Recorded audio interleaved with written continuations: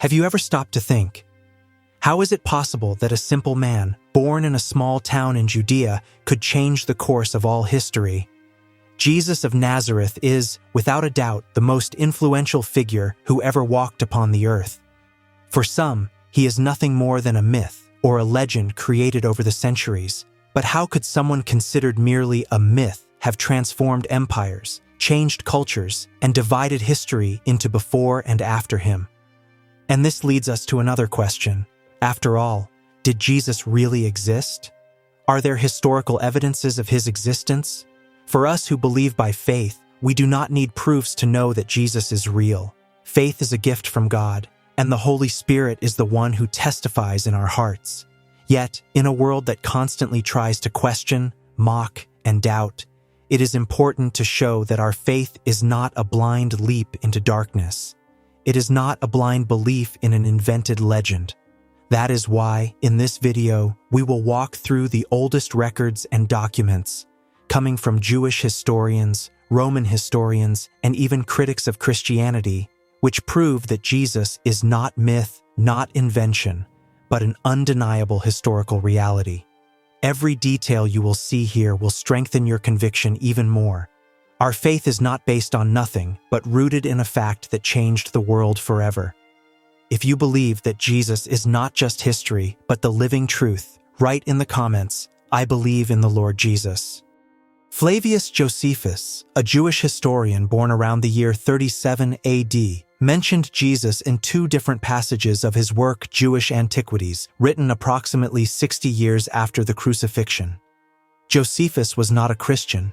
In fact, he had little sympathy for any movement that could threaten Jewish stability before Rome. He was a Pharisee who survived the destruction of Jerusalem, switched sides during the war, and ended up writing for the empire. This makes his testimony even more compelling. He had no reason to defend Jesus, and yet he wrote about him.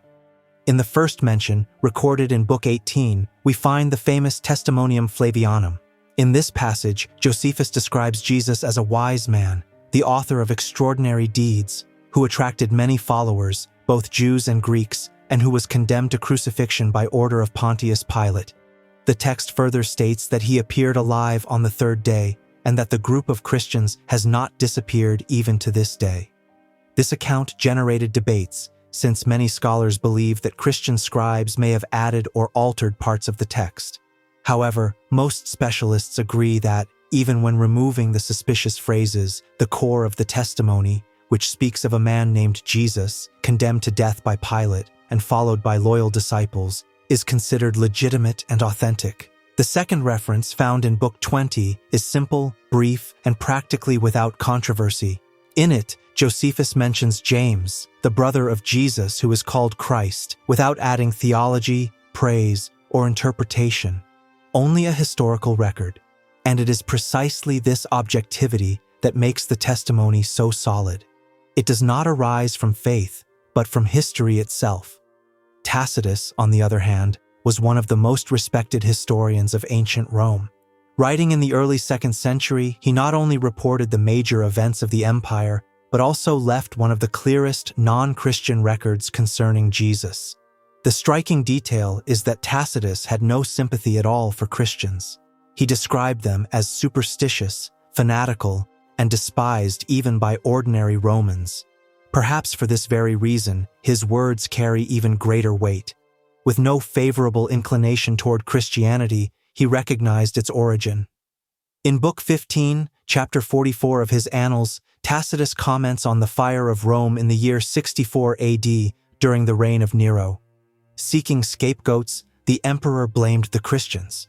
While explaining the episode, Tacitus wrote, "Christus, from whom the name Christian is derived, suffered the extreme penalty during the reign of Tiberius under the procurator Pontius Pilate."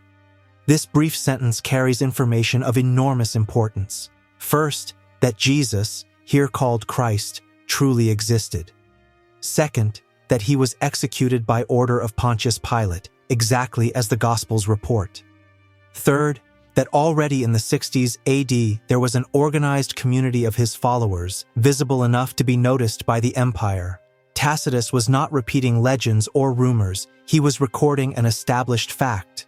For him, Jesus was not a myth. He was the starting point of a movement that, even though hated, continued to grow. And what makes this even more striking is the coldness of the account. There are no miracles, no faith or emotion, only a record. A man named Jesus was killed by Pilate, and yet they kept speaking about him. Suetonius was a Roman historian who mentioned Christ as the cause of disturbances among the Jews of Rome during the reign of Emperor Claudius around the year 49 AD. The phrase is short, but it carries centuries of discussion. In his work The Lives of the 12 Caesars, Suetonius writes that the Jews were constantly creating disturbances instigated by Chrestus, and therefore Claudius expelled them from Rome. The great question is, who was this Chrestus? Many scholars understand that it was a reference to Jesus, or more precisely, to conflicts between Jews who had accepted Jesus as the Messiah and those who rejected him. Suetonius probably wrote Christo because of a common linguistic confusion of the time. The sound of the Greek name Christos could easily be interpreted as Chrestos, a common name, especially by someone who was not a Christian. The most important point here is not whether Suetonius understood Christian theology, but the fact that he records a reality. There was unrest among the Jews because of one name, Christ. This would have taken place less than 20 years after the crucifixion of Jesus. And if his existence were an invention, why would so many conflicts have arisen? Why would a sect based on a fictional character cause an official expulsion from the empire? Moreover, this account aligns with what is described in the book of Acts of the Apostles, chapter 18, verse 2, which mentions Jews being expelled from Rome by Claudius, a historical detail confirmed in a cross-checked way between Christian and Roman sources. Suetonius had absolutely no reason to reinforce the story of Jesus. He simply recorded disturbances caused by followers of someone who, by all indications, really did exist. Pliny the Younger was a Roman governor who wrote to Emperor Trajan asking for instructions on what to do with Christians, and in doing so, he directly mentioned Jesus. This is not a historical chronicle, but a real letter written around 112 AD between authorities of the empire. Pliny governed the province of Bithynia in Asia Minor, modern-day Turkey, and was struck by the increasing number of Christians in his region. Not knowing how to handle them, he decided to write to the emperor. In his letter, he describes the religious practice of the Christians. They had the custom of gathering on a fixed day before dawn and singing among themselves a hymn to Christ as to a god. Pliny was not interested in theology. He was simply trying to understand who these people were, who refused to offer sacrifices to the emperor and who, because of that, were considered a political threat. He reports that Christians were ethical, honest, but unwavering in their faith, and all of them had a central figure, Christ. Notice the detail. He does not say that Christians worshipped a symbol or an idea. He states that they sang hymns to Christ as to a god. In other words, there was a real person behind the devotion, a historical figure who had lived recently and who, even after his death, was revered with fervor. Pliny had no intention of validating Christianity. On the contrary, he wanted to fight it, but unintentionally, his letter confirms something essential. Jesus was known, mentioned, and worshipped only a few generations after his death, and this, coming from a Roman administrator, cannot be ignored. The Babylonian Talmud is a collection of Jewish texts that mentions Yeshu HaNotzri, Jesus the Nazarene, describing him critically but acknowledging his existence. The Talmud is not a Christian document. On the contrary, it reflects the view of Jewish communities after the destruction of Jerusalem and in the face of the growth of Christianity, which was seen as a threat to traditional Judaism. Therefore, its references to Jesus are negative, and precisely that is what makes them so striking. In Sanhedrin 43a, for example, there is a passage that says, "On the eve of Passover, Yeshu was hanged. For 40 days before the execution, a herald proclaimed, 'He will be stoned, for he practiced sorcery and led Israel astray.'"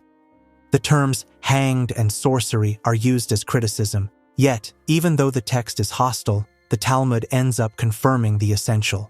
There was a man named Yeshu, Jesus, who was condemned and executed during Passover, exactly as the Gospels describe. Another interesting aspect is that the Talmud associates Jesus with the idea of a deceiver and sorcerer, which reflects the perception that he performed deeds considered supernatural. For the rabbis, this was not proof of divinity, but of heresy. These mentions are not complimentary, but they are historical. If Jesus were merely a legend invented by Christians, there would be no reason for Jewish records to bother attacking him, especially centuries later. His presence in the Talmud shows that his memory was still troubling because his impact was real. The rapid and explosive rise of Christianity in the first century is, in itself, strong indirect evidence of the historical existence of Jesus. Let us look at what actually happened, not based on beliefs, but on human behavior. In just a few decades after the crucifixion, Christian communities were already spread across regions such as Judea, Syria, Asia Minor, Greece, and even Rome. These groups were organized, persecuted, but incredibly persistent. Why? Historically, the growth of such a cohesive and enduring movement requires a central figure. An abstract idea does not sustain generations of followers willing to lose everything and to face everything, from humiliation to persecution and even to death. Many people claim that Jesus was just a myth, but the story of Jesus goes completely against the grain of myths. When we look at the tradition of ancient myths, we see a very clear pattern. The heroes are always described as grand, victorious figures, and at the very least, with an honorable death. Myths do not present a shameful end. On the contrary, they exude glory, triumph, and greatness. The fact that the earliest Christians openly affirmed that Jesus was crucified is one of the greatest proofs that he truly existed, because this is something that no one in that period would have invented. Crucifixion was the most humiliating method of execution, reserved for the worst criminals. It was a symbol of public shame, extreme pain, and total submission to the power of Rome. To create a crucified Messiah was, from the human point of view, the worst possible strategy. No one, absolutely no one in the ancient world, would use that type of death as the starting point for inventing a heroic, divine, or messianic figure. If Jesus were a legend created from nothing, we would expect him to be presented as a victorious king, a celestial warrior, or at the very least, someone who died with dignity. But no. The earliest Christian tradition insists on the scandal. Jesus was executed as a common criminal, hung naked on a cross between two thieves. This was not a source of pride. It was an affront. Both Jews and Romans saw the cross as the very bottom of human existence. Paul even acknowledges this in his letters, calling the cross a stumbling block to Jews and foolishness to Gentiles. If the early Christians had invented a myth to attract followers, why would they have chosen this path? Instead of hiding that fact, they made it the very centerpiece of their faith. Another argument that reinforces the idea that Jesus is not a myth is that if we look at the historical and cultural context of the first century, we realize that the Jews were anxiously awaiting a political and military Messiah. Someone who would lead Israel, defeat the Roman oppressors, and restore the Davidic kingdom in glory. That was the common hope, a national liberator, a mighty warrior, someone who would gather the people around a revolution. But what we see in the gospel narratives about Jesus is exactly the opposite of that ideal. Instead of calling for a revolt, he preached love for enemies and forgiveness. Instead of overthrowing Rome, he said, "Give to Caesar what is Caesar's, and to God what is God's." Instead of conquering Jerusalem by force, he entered riding on a donkey, a symbol of humility and peace. If Jesus were merely a false Messiah or a myth created to gain followers, it would have been much easier to take the obvious path of the time, to present himself as a revolutionary leader, to raise crowds against Rome, and to promise political liberation. That was the dream of the people, and it would have guaranteed immediate support. But the story of Jesus went in the opposite direction. He announced a spiritual kingdom which required repentance, holiness, and total surrender to God. This was not popular, it did not match what they expected, and this contrast explains why Jesus was rejected by the majority of his people. And it is precisely here that the historical strength of the account lies. No one would invent such a story if it had not truly happened. If it were an invention, Jesus would have been shaped according to the model of the hero expected by the Jews. But the story preserved is that of a Messiah who frustrated human expectations and yet transformed the world. The first disciples were not trying to create an attractive legend, nor sell a popular narrative. They were reporting what really happened, even if it was shameful, contradictory, or offensive. Moreover, many of the early Christian leaders, such as the apostles, claimed to have known Jesus personally. Their letters and teachings do not speak of a myth, but of a real man, with gestures, voice, pains, and decisions. This is recorded in first-century documents, such as the letters of Paul, written at least 20 to 30 years after the crucifixion, before any legend had time to form. If Jesus had not existed, the birth of Christianity would be an inexplicable phenomenon, a movement based on nothing that convinced thousands of people to risk everything. That simply does not hold up when we analyze human behavior. The remarkable organization and cohesion of Christianity already in the first 2 centuries is powerful evidence that there was a real central figure behind that movement.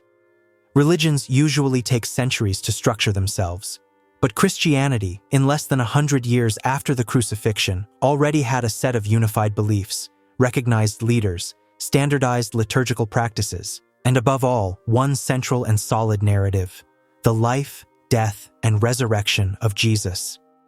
Paul's letters, written between the years 50 and 60 AD, show that there was already a well-defined theology: Jesus as the Son of God, crucified, resurrected, and proclaimed as Messiah. Even with regional variations, all Christian communities recognize that same historical figure. And archaeology complements the picture.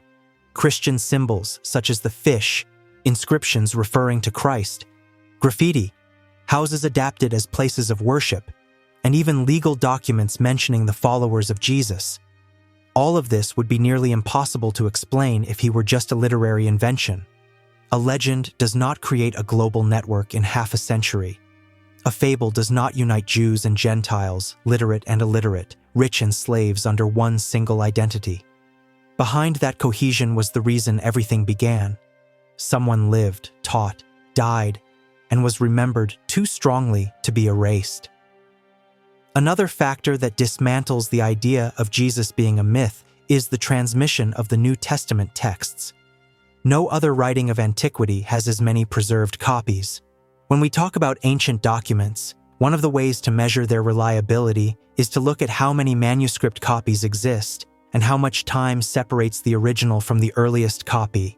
While many works of classical authors, even recognized in academic circles, like Plato, Aristotle, or Homer, have reached us with very few manuscripts, and with centuries separating them from the originals, the New Testament is by far the best preserved ancient text in history. Take this comparison. The works of Herodotus, known as the father of history, have reached us with only 8 manuscripts, and the oldest copy was made more than 1,300 years after the original. The writings of Plato, which shaped much of Western thought, have only 7 copies, separated by 1,200 years from the original text. The works of Aristotle, which every philosophy student knows, survived in only 49 copies, written more than 1,400 years after him. Even the famous Iliad by Homer, considered the best preserved text of antiquity, has about 643 to 1,000 copies, with the earliest copy registered 500 years after the original, and the accounts of Julius Caesar about the Gallic War, still studied to this day, survived in only 10 manuscripts, with the earliest one appearing 1,000 years later. Now compare all of this with the New Testament. We have more than 5,800 Greek manuscripts, about 10,000 in Latin, and more than 9,000 in other ancient languages. And the most impressive fact, some fragments date to only 30 to 50 years after the originals, such as Papyrus P52, which contains passages from the Gospel of John, dated around 125 AD.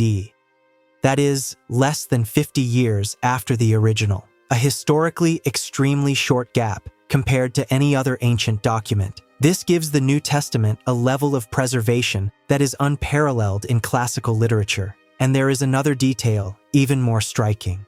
The Bible was the most forbidden, burned, and persecuted book in all of history. Emperors tried to destroy it, Kings banned it and ordered many copies to be burned. Religious leaders prohibited it during certain periods, and those who translated it were persecuted and killed. But even so, it survived with thousands of copies, and it continues to be the most read, preserved, and distributed book of all time. This shows one thing, that the early Christians were deeply convinced of the truth of what they had witnessed. When we look at all these testimonies, documents, manuscripts, and the very explosive impact of Christianity, it is hard to imagine that Jesus could have been just a myth or an invention. The truth is that the life, the death, and the resurrection of Jesus of Nazareth left marks so deep that they crossed centuries, empires, and cultures. No legend would ever have the power to bring about such transformation. And this is where history meets faith. Because we are not dealing only with ancient facts or with academic evidence, but with a real man, the Son of God, who continues changing lives even today. The early Christians did not give their lives for a fable, but for what they had seen and heard with their very own eyes. And we too can experience this reality. If you believe that Jesus is more than history, that he is the living truth, write in the comments, "I believe in Jesus Christ." And don't forget, subscribe to the channel and share this video so that more people may know the truth that changed the world forever.